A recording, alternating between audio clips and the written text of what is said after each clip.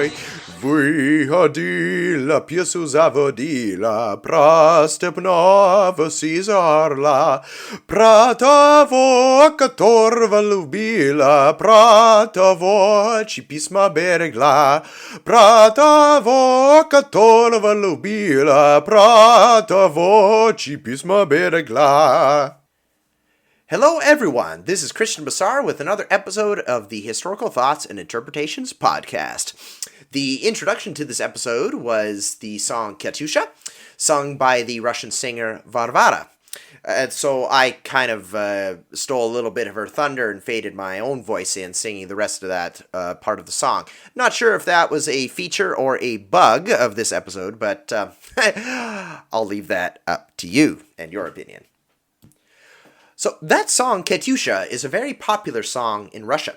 Is a World War II song, but also kind of a love song too, which is the basic premise of the song is this lady named Katyusha is walking along the riverbank, and there's flowers blooming, and she has letters from the soldier that she loves, who is fighting against the fascist hordes that are invading the Soviet Union. And she's singing the song, and she's sending greetings to this soldier, and let this song rise and give greetings to the soldier that I love, and so on. So it happens to be one of my favorite Russian songs, if not one of my favorite songs of all time. Actually, I love the tune, and the words are nice and everything. Lately, the song "Когда мы были на войне" has sort of started to take over the position of Katyusha as my favorite Russian song, perhaps, but I think Katyusha just is a classic. Today, you'll hear Katyusha almost everywhere in Russia. When I was in that country for the 2018 World Cup, you heard people sing it, like Russian soccer fans singing it in the streets. It was also that very version that was sung by Varvara was played at the football stadium in Saransk when I was there watching Tunisia and Panama play. And so it was during the intermission, of course. So it's a very popular song. And in fact, according to TASS, it was suggested that this song, Katyusha, would be played instead of the Russian national anthem at future worldwide or IOC sports events. So, very interesting. So, but I'm not talking about that Katyusha. I'm not talking about that Katyusha, not the song. By the way, if you're unaware, Katyusha is essentially the diminutive or the pet name form of the name Yekaterina or Catherine. So Yekaterina in Russian, Catherine in English, and so then you take that while you'd go Yekaterina would be Katya, and then Katyusha. So Katyusha is just a little cute form of the name Yekaterina. Perhaps maybe like calling. I've also heard it as well, calling somebody who's named Catherine, calling somebody named Catherine Little Kate or Katie, something like that. But again, this is not about the song or the names. So this is about the so-called Katyusha rocket launcher systems, which were used during World War II, or as in Russia, called the Great Patriotic War. And since we're talking about names, we should talk about the names the Germans had for these systems. They called them Stalin organs. These systems are kind of a personal interest of mine. Well, for one thing, they're simple rocket launcher systems mounted on a truck or various vehicles. Usually trucks, though. They're mostly associated with trucks. But I'll go into a little bit more detail about the various vehicles these things were mounted on. But mostly it was just truck with either Soviet-made or Western-made. And the rails were put on this truck, and then it would launch rocket artillery at the enemy.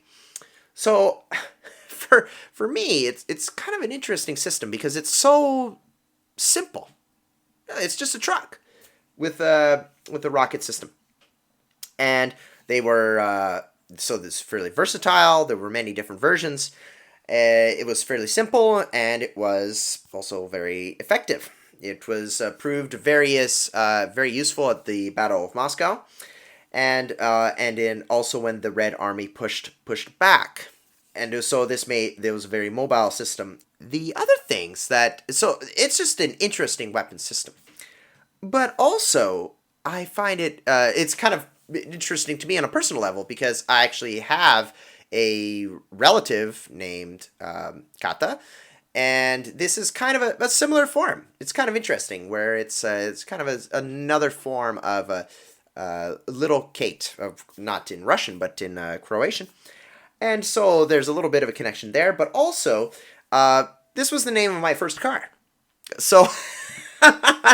You're getting a little bit more biography in your host here, but my first car was a 1992 Burgundy Dodge Caravan, and I'd had this car for a few years, and after a little while, I was kind of thinking about naming it. You name a dog, you name a cat, something like this, and this is my first car, and it was like, okay, this is interesting. And then after a little while and thinking about it, I was relatively new to Russian language studies at the time, and I thought, what about Katyusha? It's kind of a cute name, and why not? So then it kind of stuck. Unfortunately, I think it was a few months after I named it, the transmission started leaking, and it wasn't really a viable machine anymore.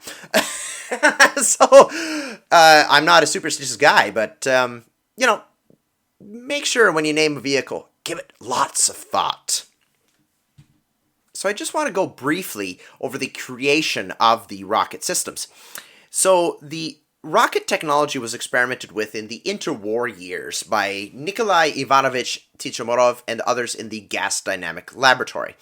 And this led to the creation of the Raketny Snaryad, or rocket missile projectiles. And from this came the RS-82 and RS-132, originally for aircraft. And then these rockets became the basis for the Katyusha land-based rocket system. These things were fairly simple. It's just a rocket used on the ground to fire at other ground targets. One problem is it is inaccurate. And so many of the different variations of the Katyusha systems, it wasn't just... Katyusha was used, the word Katyusha was used as an overarching term to cover all of the various systems and modifications, but it was, it just wasn't one system and only one variant. There were many different modifications that were made, and a lot of these were used to address range and especially accuracy and firepower, of course. Soviet scientists started developing ground-based rocket launcher systems in 1936, and in 1938, this was when they created a truck-mounted launcher for what they call the M13 rocket. So the M13 was 132 millimeter caliber or width, and again, this was based on the RS-132 air-to-ground rocket, and but it had a longer range than the air-to-ground rocket, and so just around 8.5 kilometers. The first launching system developing alongside the rockets was the MU-1, or the Mechanized Installation First Pattern, or in Russian it would be MU-1, Mechanizorowania Ustanovka Первый Obrazец. So the MU-1, or MU-1, was put on a ZIS, or ZIS, 5 truck. And so there were some disadvantages to this, of course. And so this is, of course, a first variant. So the MU-1 had a bit of a problem with itself. So it was side-launched. It was launched pointing out of the side of the vehicle. And so this made it inaccurate. So for example, if you have a truck facing north, you have the rocket launcher, say, facing west. And then you fire a rocket, the blowback will rock your vehicle a little bit. And so then if you fire all these rockets like many times, like 1, 2, 3, 4, 5, 6, the blowback from one of these rockets will kind of rock your vehicle and will throw off the rest of the rockets you want to fire if you're firing it in a salvo. So this makes it inaccurate. And of course, these are unguided rockets. You know, these aren't tow missiles that we have today. And also, because they're side launched, this makes the rocket fireable only in one direction. You couldn't turn it. And also, reloading was done from the front of the racks. By the way, there were 24 rocket rails. And so the reloading was done from the front, so this made it cumbersome. And also, in addition to the blowback, like when you fire a rocket and it rocks your vehicle back and forth, sometimes the exhaust could damage the vehicle. So this is another problem. Then came the MU2 or the MU2. So this one had some significant improvements. For example, the launcher was made to face the same direction that the vehicle was pointing, or the vehicle was facing rather. And so this eliminated the problem of the side launching, and therefore the consequent inaccuracy. And so, and also there were longer rails, allowing the rocket to be guided longer along its flight. Even if it's just for, a few inches or a few feet, it's still guided a little longer, so it's able to be more accurate. According to Rossiyskaya Gazeta's section on military equipment, the first systems, the MU1, they had the rails had a length of 2.5 meters, but the MU2's launching rails, they were 5 meters long. So this gave extra 2.5 meters of guiding rail. This system had other improvements, including cab windows with shutters that could be closed to protect the windows and the crew compartment from exhaust damage. Also, there was an artillery sight, and also it could be loaded with 2 rockets per rack, making the system more efficient and more compact. And also, it could be loaded from the back, so you didn't have to go all the way to the front and load it from the front from a height. You could just load it from the back. And so this system, the MU2 or the MU2, was renamed the BM13. And BM13 is the English translation of the BM13 or the Boyevaya Machina 13. Boyevaya Machina is War Machine. So basically this is saying War Machine 13. So now I want to go into designations. Like I said, there were various versions of Katyusha rocket launching systems. So you have the BM13, which was the basic machine.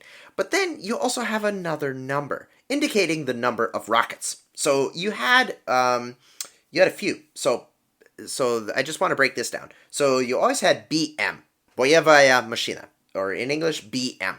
Then the second number is the size of the rocket diameter in centimeters. So the BM13, this was the war machine that launched 13 centimeter wide rockets. And then you have a second number, the third part of the designation, which indicates the number of rockets on that particular system. So you could have, for example, BM1312, or in Russian, BM1312. So BM1312 means a launcher that launches rockets that are 13 centimeters wide, and they have 12 rockets on the system. You had other ones too. You had BM1312, which I just mentioned, and you also have BM848. So this is a launcher that fires rockets that are 8 centimeters wide, but it fires 48 rockets in the system. So, and you had salvos of various types. I'll go into those variants later on. But you have salvos of 4, 12, 16, 24, 30, 36, 48, and even as much as 60. So this is how, these are the types of variants. These are how you identify them. So by looking at the name of the system, You get to see how big the rocket was that it fired, and also how many rockets were on that system. What about the uses? So, of course, it's a rocket launching system. So, these were best used against unprotected targets, such as infantry. If there is a masked target, if there's an enemy encampment, or if there's a column of infantry marching on trying to cross a field, this is the best target for a Katyusha rocket system. Because remember, I mentioned that the rockets aren't completely accurate, and of course these are unguided. It's a fire and forget system essentially. So the lack of accuracy is not as much of a problem here. You're not trying to take out one building here. You're not trying to destroy one bunker. Best used as an area of effect weapon against multiple targets massed in one area. And now there were instances. There were some rockets that were used that could be used in direct fire, including against tanks actually, and later rockets like the M30 or the M31, which is a rocket that is 30 centimeters or 31 centimeters wide. These were very destructive, so these could be used in direct fire. But mostly, when you're talking about Katyusha rocket systems, you're talking about a massive salvo of rockets across a massive area. As the Katyusha became to be used more and more, at first they were kind of used not so organized and not in such an organized manner. So actually there was a document from the Soviet military command by the Stavka. This was Directive 002490. This directive was called "To the Commanding Officers of Fronts and Armies on the Methods of Using Rocket Artillery." The document noted the Katyusha's effectiveness, but especially in quote, massed and well-prepared fire of a division of M8 and M13 rocket launchers. So it talked about the Katyushas providing a, quote, exceptionally better way to defeat the enemy and simultaneously rendered the strongest morale shock to his manpower, leading to the loss of his fighting capability. So this directive has this wording here. Due to the fact that the M8 and M13 war machines are underestimated by our squadron commanders and often used absolutely incorrectly, the Stavka of the Supreme Command orders. And then it goes into the following, talking more about the firing upon small individual targets is, quote, categorically forbidden. The directive also identified clusters of infantry, motorized units, tanks, artillery, and ferry crossings as permissible Katyusha targets. The document also gave some more detailed instructions, such as, quote, at the onset or during the counterattack of the enemy, when the enemy infantry are preparing to attack. And when the vehicles, tanks, and motor vehicles are withdrawing from cover into an open area, this was when the document prescribed mass fire from M8 and M13 Katyusha rocket launchers. And also, they were ordered to be used for supporting a Soviet attack, and so to pierce the enemy defenses. In all conditions, the Katyushas were ordered to strike enemy ferries and narrow defiles with M8s and M13s. So once a massed German enemy is in a kill zone, that was when the Katyushas were able to be used. And so again, they were not to be used upon individual installations, but, quote, upon whole divisions wherein there's a categorical prohibition of a sighting round from an M8 or an M13, and it is strongly recommended to carry out an adjustment with regimental guns. So this last point points to the importance they put on the Katyusha system. See, here they are. They're saying, don't fire a rocket to judge your artillery targeting. Don't use a sighting round. Use the data coming from the regimental guns and use that data and then fire. Don't show the Germans where you are. They will know where you are, but make sure that when you fire, you're doing as much damage as possible. Don't fire one or two rockets just to sight and see if your rounds are going to hit. Find out where you're firing at, and then massive attack.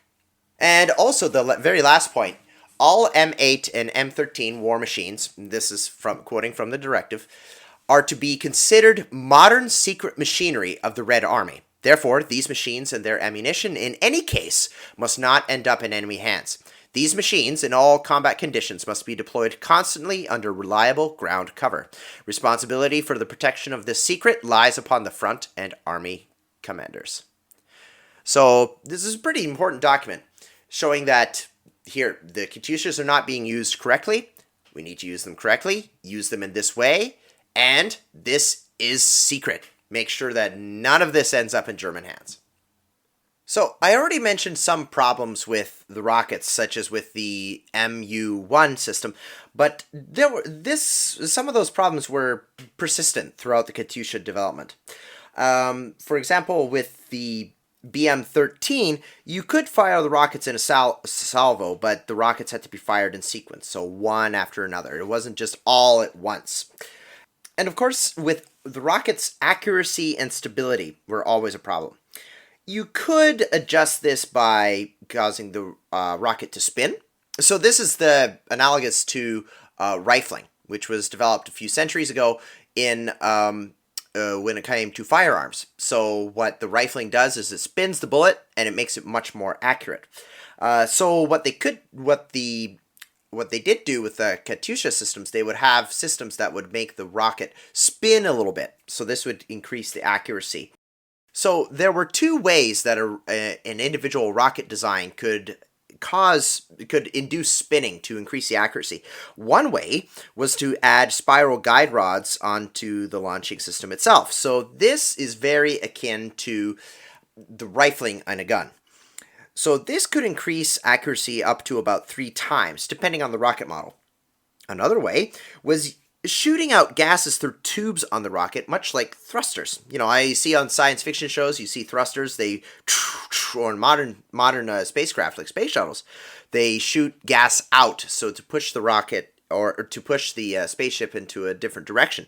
So the rockets did this too, almost like a way of just kind of making that spin happen.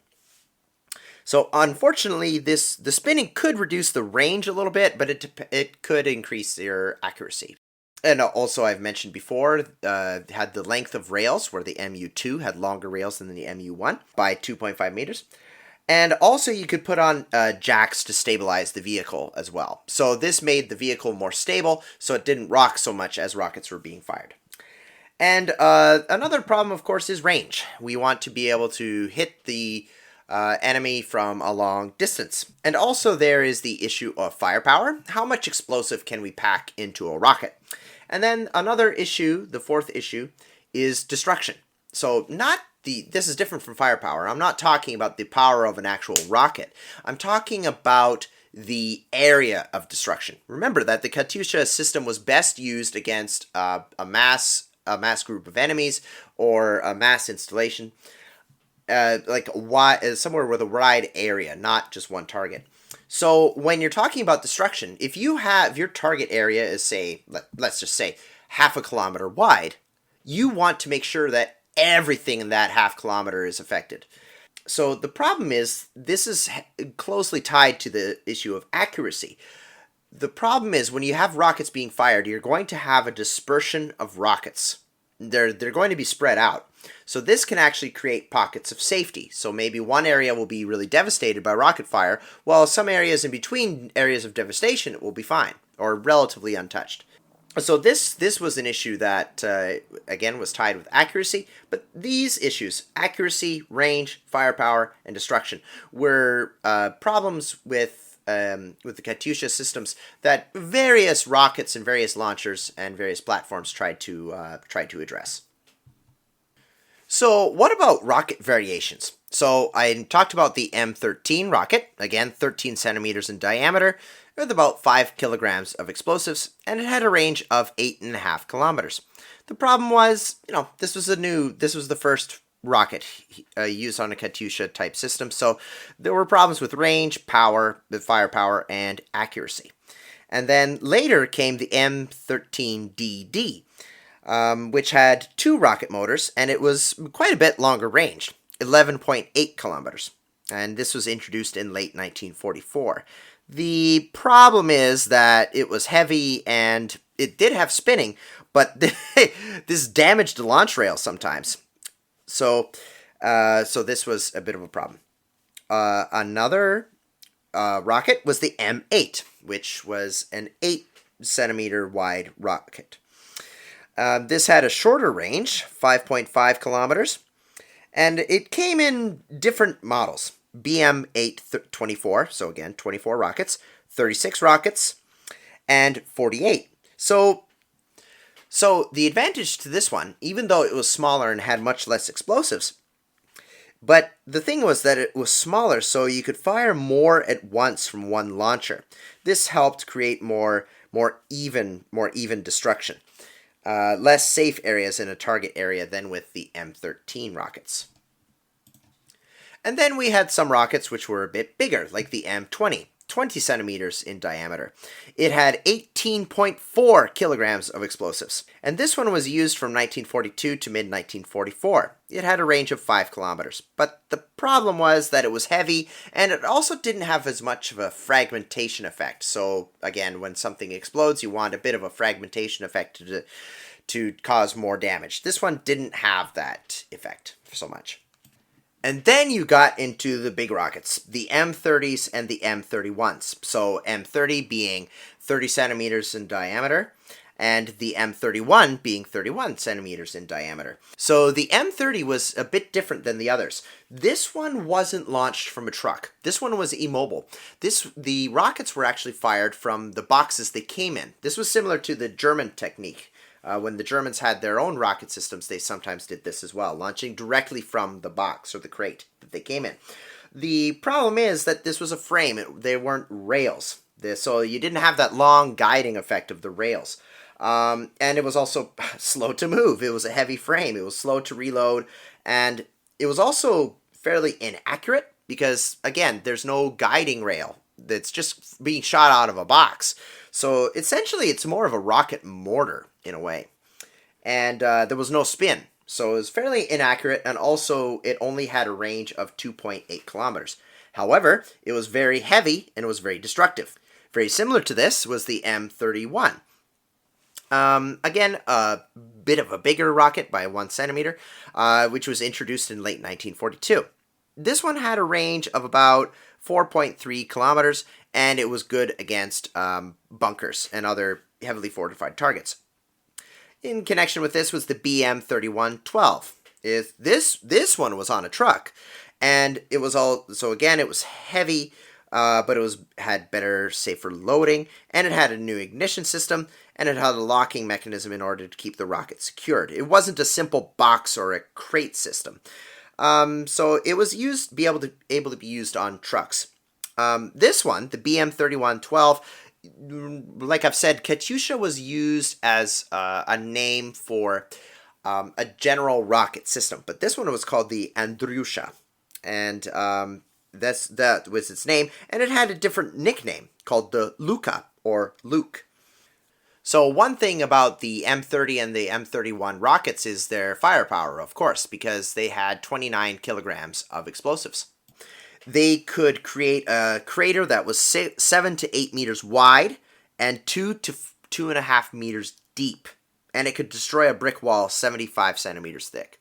One very interesting rocket, it was the M28, improvised during the siege of Leningrad, and it was introduced in May 1942. This one, again, was launched from a wooden or a metal frame. The wooden frames could carry 2 rockets, the metal ones 4. And it was actually, again, similar to the M30. It was fired from a box frame. So, again, copying from the German technique of doing so as well. This rocket wasn't very long-ranged, 3 kilometers, but it had 45.4 kilograms of explosives. So this was a huge rocket. Huge rocket. So that's what I find fascinating about the Katyusha rocket systems, is that they are the same basic concept. You have a vehicle, or in the case of the M30 and the M28, for example, you have it launching from a box or a crate. But you have the same basic idea. You have a position or a vehicle, and it launches some rockets, and so you have a rail and a launching system, and there you go. You can modify the system whichever way you want, or whichever way you need, rather, to address an issue with range or firepower, make a new rocket with more explosives in the warhead, all these kinds of things. So it's a very interesting system in that way. Same basic system, but many different modifications. But what's important to remember is that the BM-13 was the standard Katyusha system, and there was even a version of this called the BM-13N, or the normalized version. And the normalized version was made in such a way that it could be used on any truck that it was fitted on. And that was what I'll go into next: platforms. So the Katyusha rocket launching system was fairly adaptable. Not only was it able to be modified for different purposes, different types of rockets, and with different features such as spinning to increase accuracy and so on, it was also able to be used on different types of vehicles, or I will say platforms. One of the platforms was a tracked vehicle. One of these was the STZ-5 tractor. So this was introduced in the fall of 1941, and so this kind of this was helpful in a way of because there was a lack of cross-country vehicles, right? So a tracked vehicle was able to get across the country a bit more easily than, say, a ZIS truck. And also what's interesting about the tractor is that it was able to lower its missile launching system to a 0-degree angle. So in that way, it was able to fire almost pretty much directly forward, able to shoot at the ground level. So this allowed the tractor crew to fire directly at a target. Like I mentioned, the tractor was good for cross-country movement, but also it was very slow. The tractor could only go at about 22 kilometers per hour. So this is very slow. And by the time the Soviet Union was accepting Western trucks under the Lend-Lease program, these Western trucks were not too bad at going across country. So the tracked platform wasn't as necessary. What is interesting in the research that I did for this podcast, I found that the tractor was still able to be used to make a small tank with cannibalized or scavenged armor and weapons. Aside from the tractors, though, Katyusha systems were also put on T-40 and T-60 light tanks, specifically the BM-824 launching systems, and these were used at the Battle of Stalingrad. The most common platform for the Katyusha rocket system was the truck. As I mentioned before, the ZIS Soviet truck was a platform, and as I also just mentioned, Western trucks during the Lend-Lease program, such as GMCs, General Motors, Fords, Studebakers, and Chevrolets. And again, like I said, these were good for cross-country, again, replacing the need for a tracked vehicle. So, and again, I think it's an important enough point to mention again. I mentioned that the BM-13 launcher became the standard Katyusha system, but also there was the normalized system that was originally used on Western-made Studebaker trucks, but then it was able to be used on any other trucks, so they didn't have to make a special modification to attach it to a different truck. They just used the same weapon system and just attach it to any truck that they had. And this was, again, the BM-13N, or the BM-13 normalized. So just showing an advantage of the truck over the tractor, the speed of the ZIS-6 truck, the Soviet truck, again, could move at about 55 kilometers per hour, more than twice the speed of the STZ-5 tractor. A third way of launching the Katyusha rockets was from a stationary platform. For example, the M30, which I mentioned earlier, which was based on the German practice of firing rockets from the crates that they came in. There was also the so-called mountain Katyusha, which fired M8 or 8-centimeter rockets. And this was man-portable, put on two different types of platforms. One was a wheeled machine gun platform, or a three-piece platform with 4 legs. So this was the mountain Katyusha. So if you had to put it on a mountain where it was just impossible to put a truck, you could have a stationary system that could be transported by soldiers. Another type of platform for the Katyusha rocket system was the train. There were trains called the Kozma-Minin and Ilya Muromets, and trains were able to use M13 and M8 launching systems. And these were armored trains that were used during the Battle of Moscow. I must confess that I only did a little bit of research on these armored trains, but These trains were mostly used in support roles, or especially towards the end of the war, used in defending Soviet installations. But it makes sense why they would put a Katyusha rocket system on a train that was meant for supporting Soviet troops. Again, any kind of our mass artillery system is good for any kind of a support or defending against a massive German attack. The fifth platform was the naval platform, which was based on the land version firing M13 type rockets. These were somewhat small launchers, so they could only go on small ships and provide fire support for ground forces. For example, on the Project 1124 cutter and on torpedo boats. So what were some of the advantages of the Katyusha system?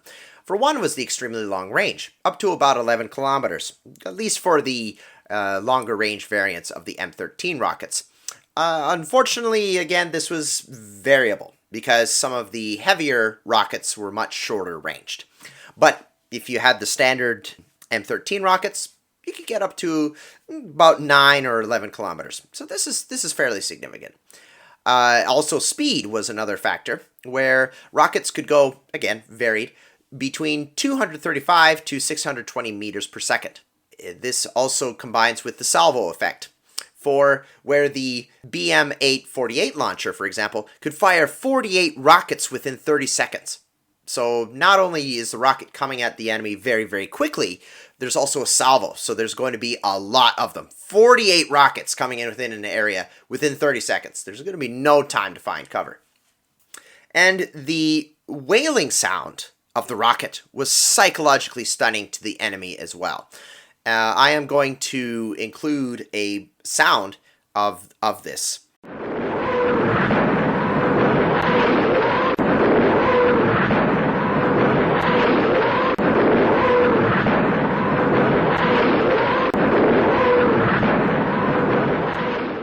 According to one quote from a German officer, whoever has been under fire from a Stalin organ, the German name for the Katyusha, will never forget it. It was hell. And another advantage, quick preparation. It took about 5 minutes to load some of the later Katyusha systems. Remember, some of the earlier ones had to be loaded from the front, but if loading from the back was a lot easier. And between about 5 to 10 minutes of total preparation time. And also, I've mentioned before, what kind of platforms were these rockets put on? They were fairly easy to manufacture, a lot of times put on trucks, and again, like I said, also tracked vehicles, trains, so they were very versatile system. And, I'm certainly no engineer or anything, but I would imagine this would be fairly easy to manufacture. All it is just a rack, a metal rack, and with a firing mechanism and so on. So this is fairly easy to manufacture, and you already have trucks being used for cargo and so on. And so you could probably, I'm not sure exactly what kind of modifications these would have to be done to put the firing system in and so on, but I would imagine it wouldn't take very long. And because these trucks were faster than tanks, they were able to change positions quickly. And also, one interesting thing about the missile racks was that they were more durable, because you didn't need to replace the launching rails nearly as often as you would artillery gun barrels, because artillery gun barrels are going to get very, very hot. But these rails, you're just launching a rocket from the rail. They're not traveling inside the rail like an artillery shell is in a gun barrel. So that's a very interesting advantage. And again, if a Katyusha system gets broken or destroyed or breaks down, fairly easy to replace. All you need is a truck and another launching system.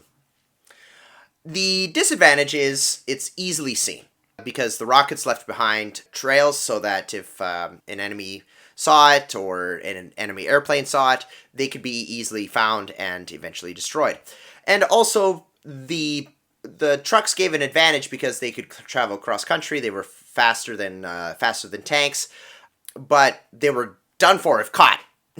So they were done for if caught, because the truck itself has no armor, no defensive weaponry or anything like that. So they're done for if caught. But, this is generally true for artillery. So any kind of artillery needs to have protection from the rest of the forces.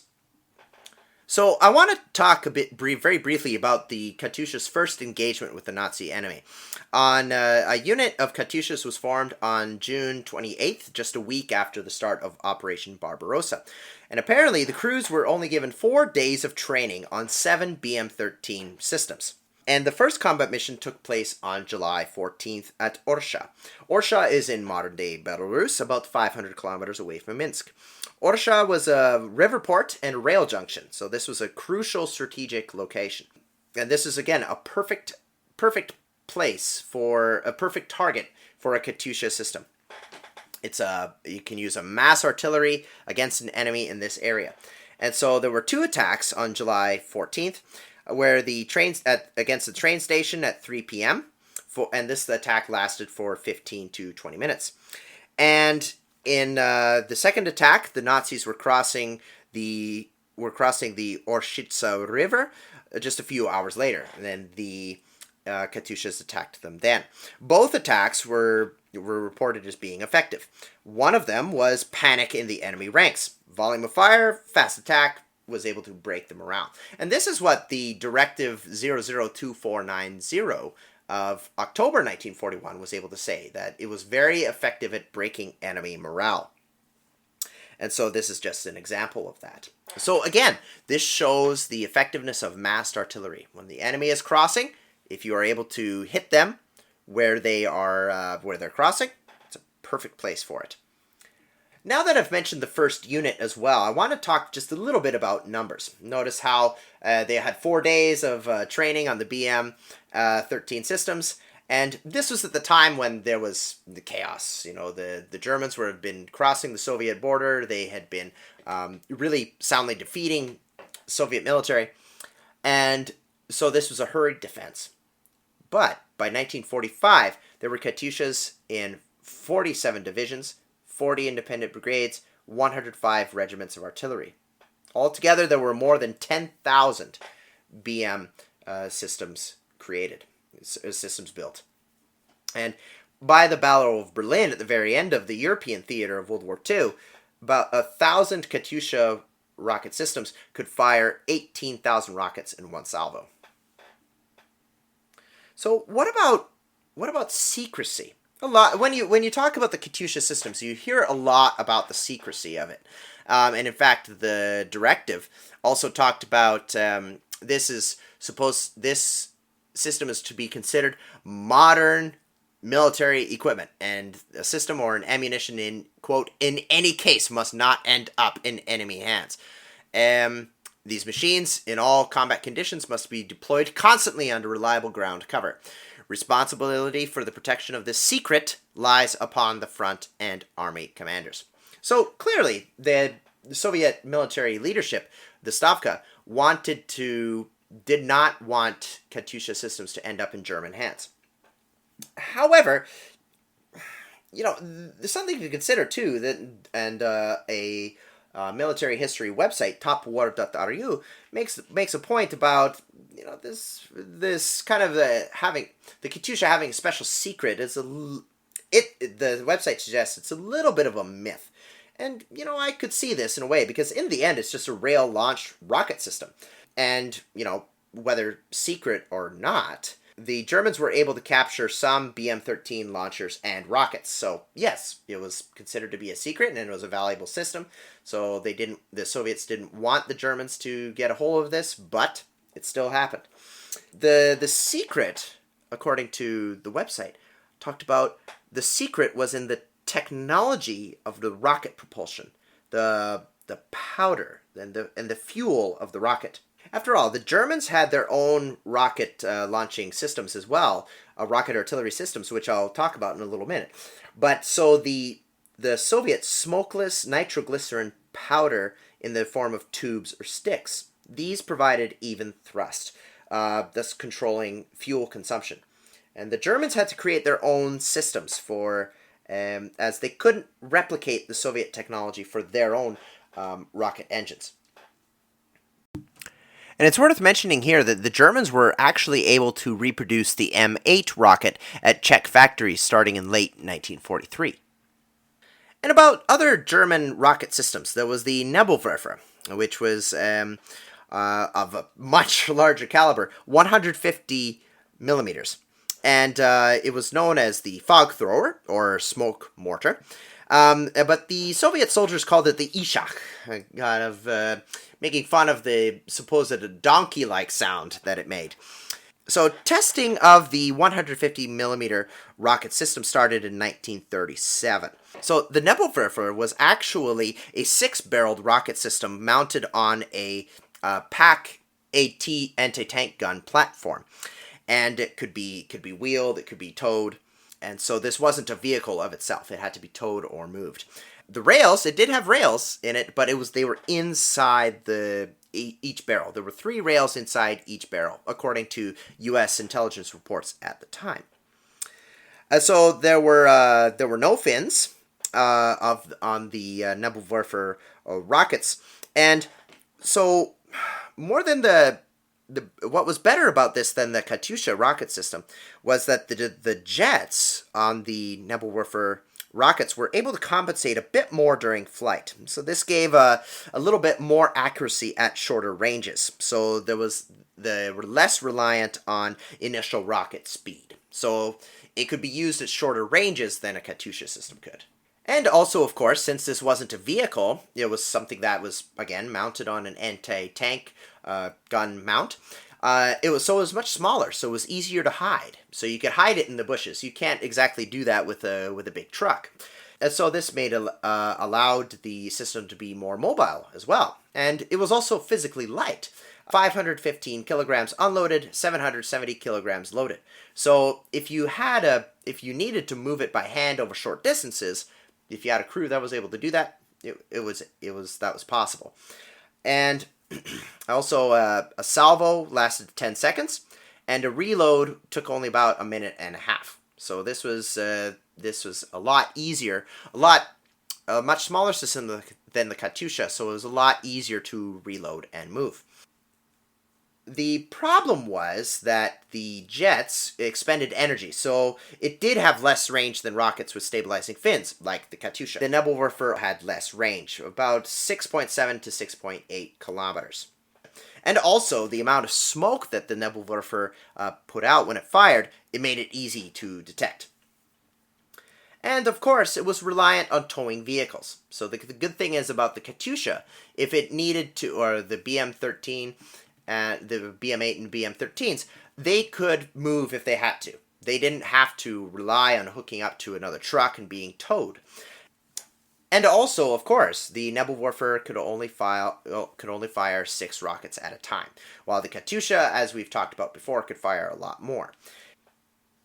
And so, as far as the performance of the Nebelwerfer, the dispersion of rockets at 6 kilometers was about 60 to 90 meters wide and 80 to 100 meters deep. With the small dispersion, they were used against small target areas. The Germans preferred to use them against small target areas. As far as numbers, there were about 5,283 Nebelwerfers built and 5.5 million rockets. Nebelwerfers, like the Katyusha, were arranged by division or artillery battery, and they were placed at the front of Nazi lines and to break up attacks, counter-offensive command points, and also support infantry in their own attacks. Some of the operations that they were used on the island of Crete, which was primarily an airborne invasion, and also against the Brest Fortress in 1941. And almost 3,000 rockets were fired upon the Brest Fortress.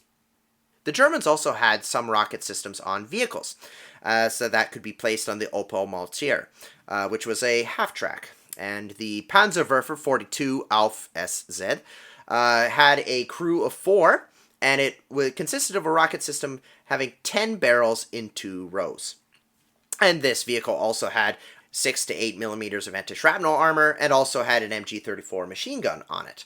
About 296 of these were built. This has the advantage over the Katyusha, of course, having a bit more, having an armament of its own. The Germans also had frame-launched systems, much like the Soviet M28. These German frame systems had rockets of various sizes, 280 or 320 millimeters, and so they were placed on the battlefield. So this goes to the point that I talked about earlier, where a website where I was doing my research on this, topwar.ru, talked about, yes, there was some secrecy with how the rocket was made and how the propulsion was. But in the end, this is just like any other form of warfare, and I think this is also a very important point. I'll read a quote from the website. Quote, "During the war, opposing sides repeatedly copied each other's vehicles and weapons." So the Katyusha system is no exception. The fact that the Germans were able to capture some Katyusha rocket systems and also place them on their own vehicles. They even placed some large caliber rockets on captured French vehicles, like the Renault U tractor and Hotchkiss tank as well. So there's always this thing, whenever you're dealing with any kind of weapon system, somebody's going to copy what the enemy uses. If your enemy uses it, you're going to try and copy it or capture an example of it and improve on it or whatever. I'm certainly no ancient Roman expert, but many of the Roman weapons were also based on weapons that their enemies had. So it's a very, very consistent lesson of warfare. Just because the Soviet army may have something doesn't mean the Germans aren't going to use something very similar. Also, as it happens, the Americans had a system very similar to the BM-8 and BM-13 Katyusha systems. This was called the T-34 Calliope, not T-34 Soviet tank. T-34 Calliope. So this was simply a rocket system put on top of a Sherman tank. So this one had 60 rockets with 114 millimeter M8 rockets. Note here as well that this is not the same M8 rocket that the Soviet Union used on its BM-8 missile systems. Note here that the American M8 is 114 millimeters, not 80 millimeters like the Soviet one.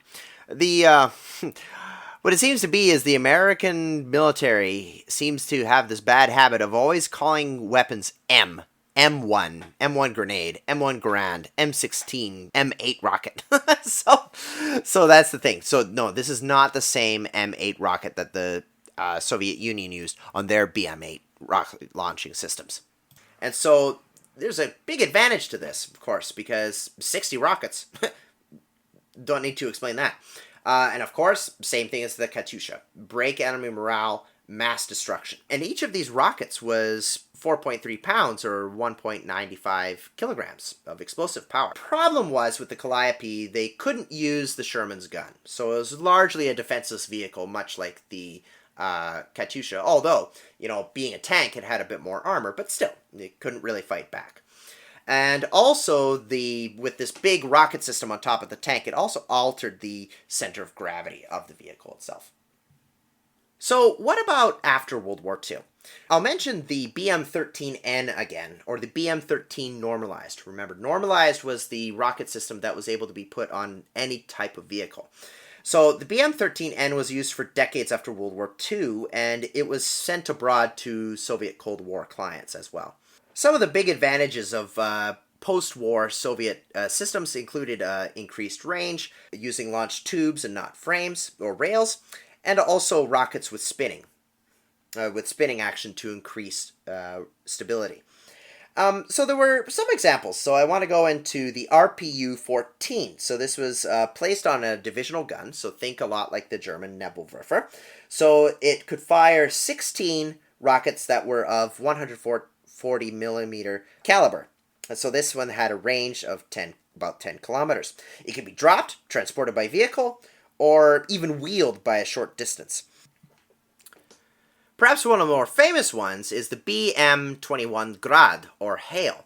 This one was widely exported to other countries, and about 11,000 of these were made. And there have been various versions of the BM-21 since 1963. So it's a fairly simple machine. Again, like the Katyusha, a rocket system on a truck, but again with tubes, not by rails. The caliber of about 122 millimeters, a high explosive, and it would have 40 rockets in them. And these were with tubes with spinning action to increase stability. Range, depending on the rocket, could be from 20 to 40 kilometers. So one of the conflicts it was first used in was in 1969 in the Soviet Chinese skirmishes. And they've been used in many conflicts since then, such as Syria, Angola, Chechnya, and other places in Africa, and also in the war in Ukraine. There's even the BM-21.